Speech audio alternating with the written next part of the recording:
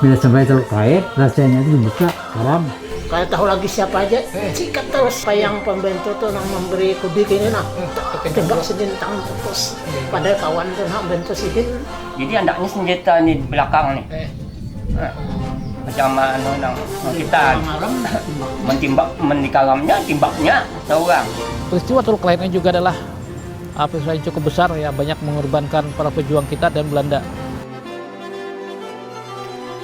Minggu 9 Januari 1949, pasukan Martinus yang terdiri dari Kusumajaya, Ramli, Ibus, Hasan, Sukri, Tuhani, Masrum, Abdullah Zaini, Darjat Guntung berangkat menuju daerah Dusun Timur untuk menyerang lapangan terbang Kanders yang dijaga oleh militer Belanda.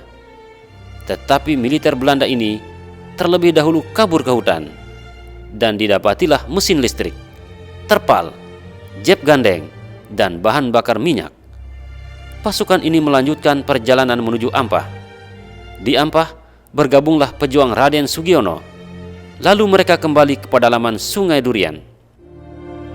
Nah, R. Sugiono adalah seorang pekerja ya yang ada di Pertamina pada saat itu ya. Dimana kita ketahui Pertamina Tabalong ini adalah ditemukan minyak sejak tahun 896 ya, ditemukannya pada minyak itu. Nah, pada saat itu ditemukan minyak itulah banyak orang-orang Jawa ya yang bekerja di perusahaan Pertamina ini ya. Pada saat itu adalah BPM.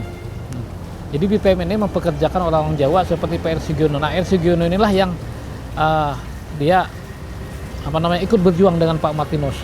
Kemudian satunya adalah Pak Ramli ya. Perjuangan terus dilanjutkan. Para revolusioner pun bertumbuhan. Di sisi lain, pengkhianatan dari pribumi juga terus tumbuh oleh mereka yang tergiur dengan janji-janji kesejahteraan dari pemerintahan Belanda. Senin, tanggal 10 Januari 1949, pasukan Martinus menyerang rumah Haji Tarli. Haji Tarli adalah seorang mata-mata Belanda. Ia dan Subomo berpura-pura sebagai pejuang. Secara diam-diam memberikan informasi mengenai persembunyian Martinus dan kawan-kawan di pedalaman Sungai Durian kepada pihak Belanda. Itu semalam kejadian beliau tak di pengarang kampungnya tak. 2 orang mati dispioni oleh Haji Tarli. Nah, jadi Haji bunuhnya ditabur saya bunuh. Ale tabur tuh yang bunuh.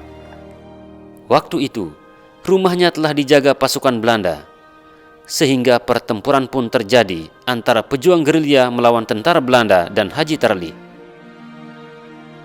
Pertempuran berlangsung lama, hingga pasukan Belanda dan bersama Haji Tarli berhasil meloloskan diri ke kota Tanjung.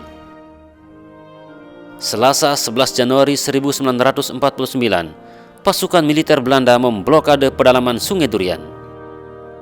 Tetapi, pasukan Martinus telah mengetahui rencana Belanda menyerang pedalaman Sungai Durian, sehingga warga terlebih dahulu direlokasi ke tempat yang aman. Ia bersama Kusumajaya, Ramli, Awang, Hasani, Sukri, Masrun, Tuhani, Raden Sugiono, Tuhalwe, Sarkawi dan beberapa tentara pengiring menghadang pasukan militer Belanda di Sungai Durian. Pertempuran meletus di muara jembatan Pasar Arba. Dengan pasukan dan persenjataan seadanya, pasukan gerilyawan melawan tentara Belanda yang bersenjatakan lengkap perlahan mundur ke pedalaman Sungai Durian. Tentara Belanda terus mendesak maju.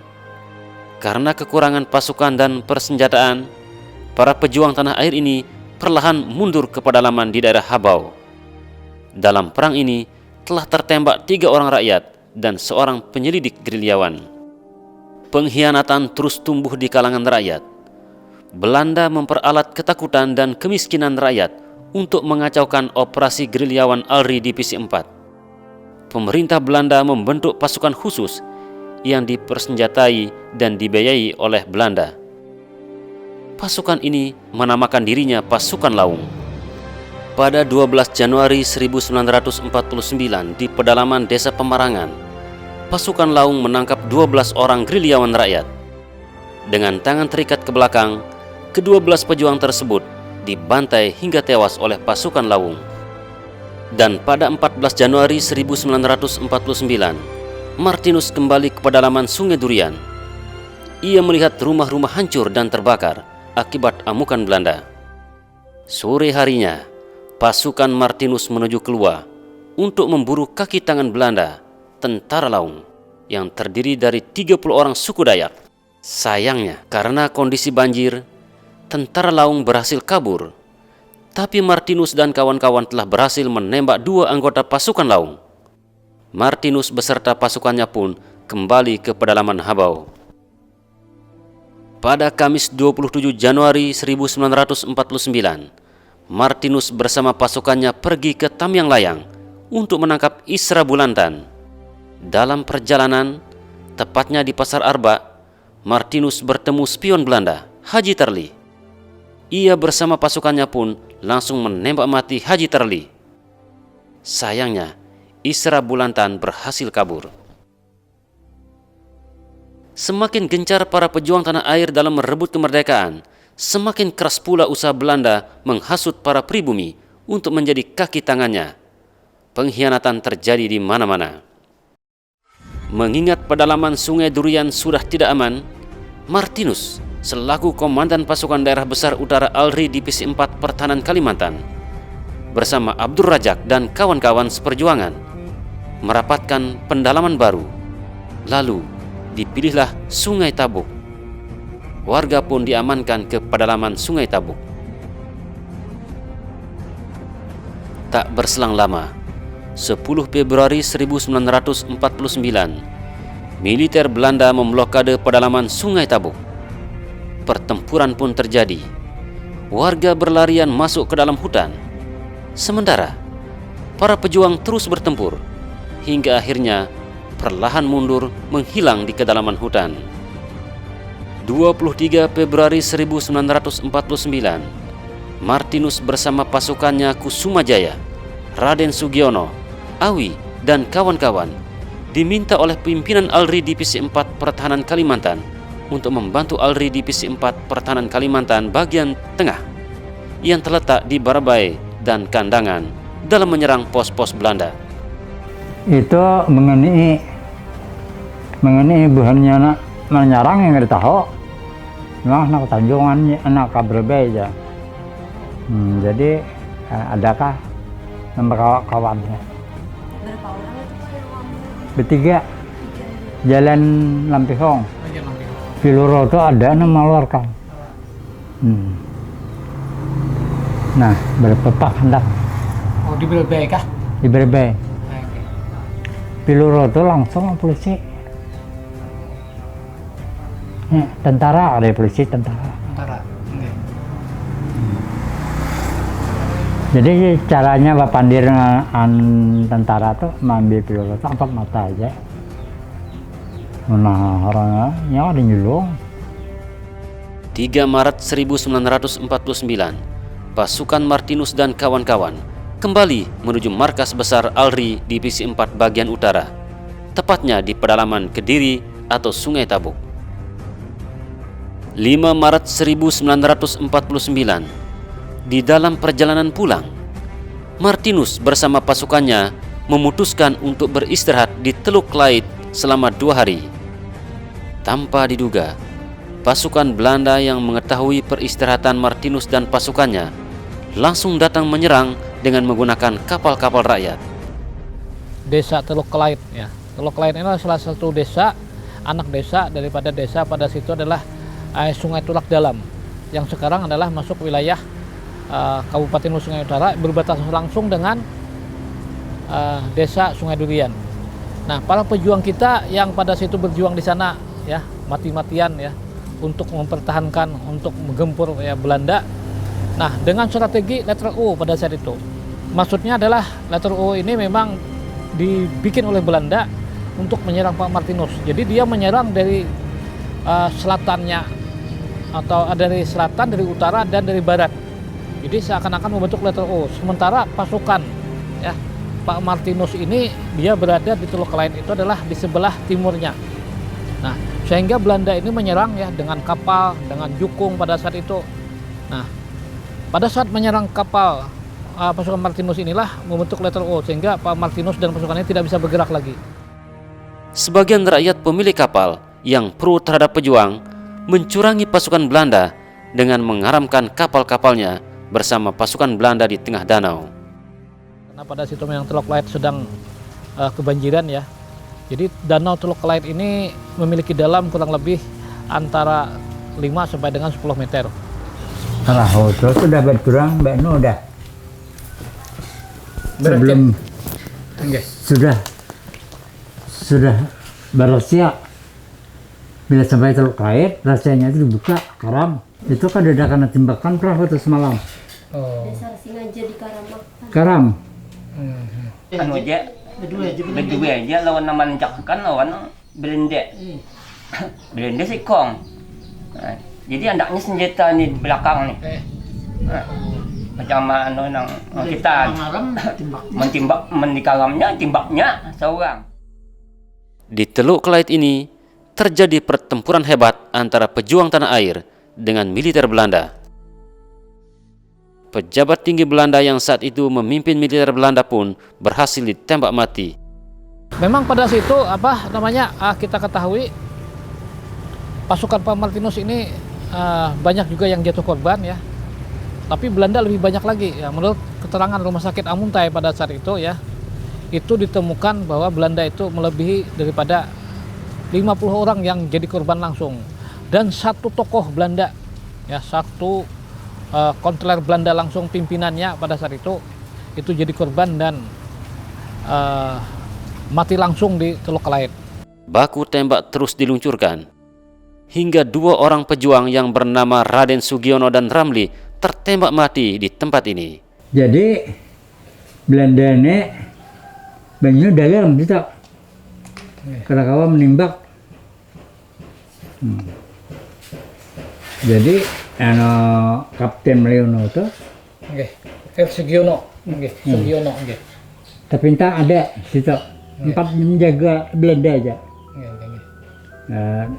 Kelihatannya mah di kapalnya belum karam lagi, timbaknya kena. Di Teluk Kelait ini adalah Teluk Kelait. kesalahan lah. Iya, Baru Teluk Kelait baru.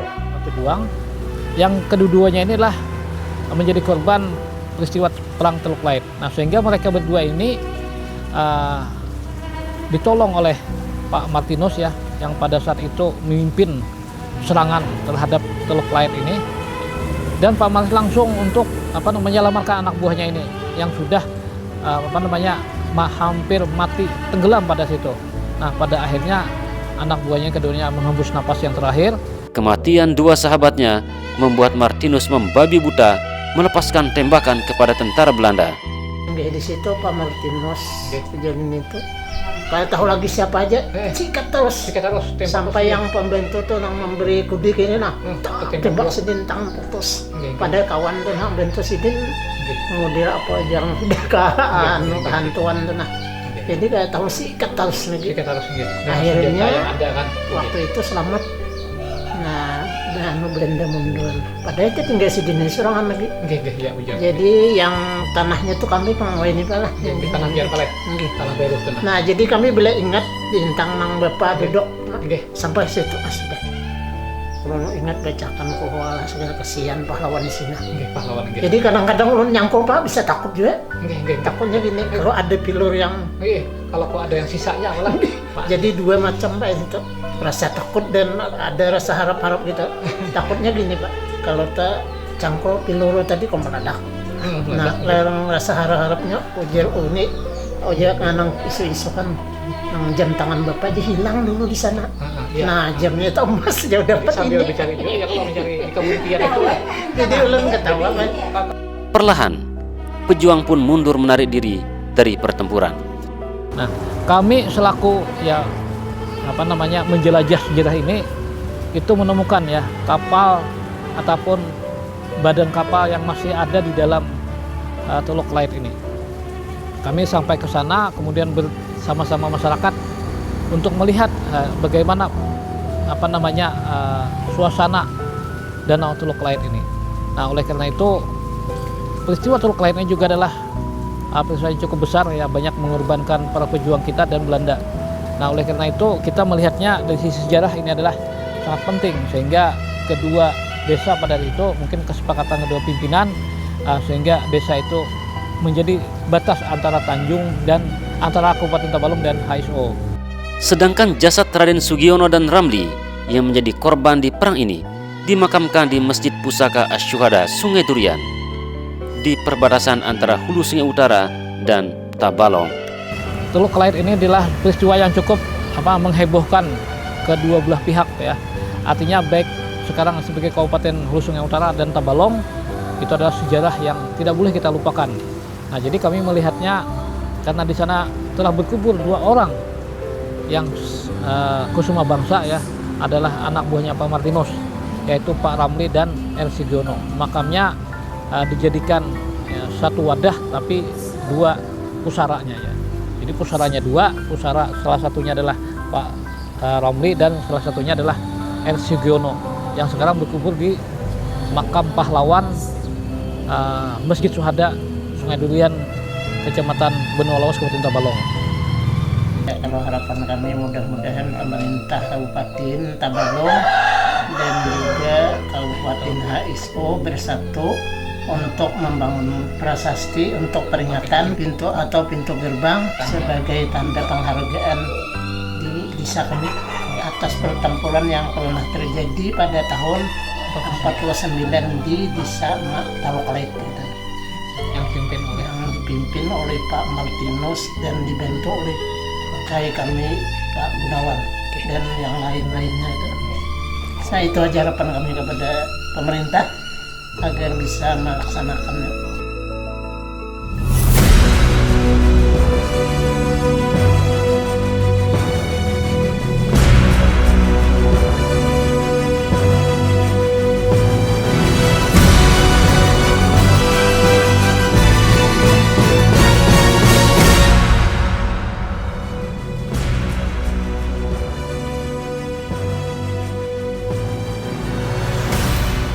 Kali jalan pulang, sempat aku tuh coba harap pulang, tuh muncak aku buka kaberu aku saya pernah ilok pada kau menarik lagi cup nyelam dimakan sepancing ke awak banyu merasa tanah.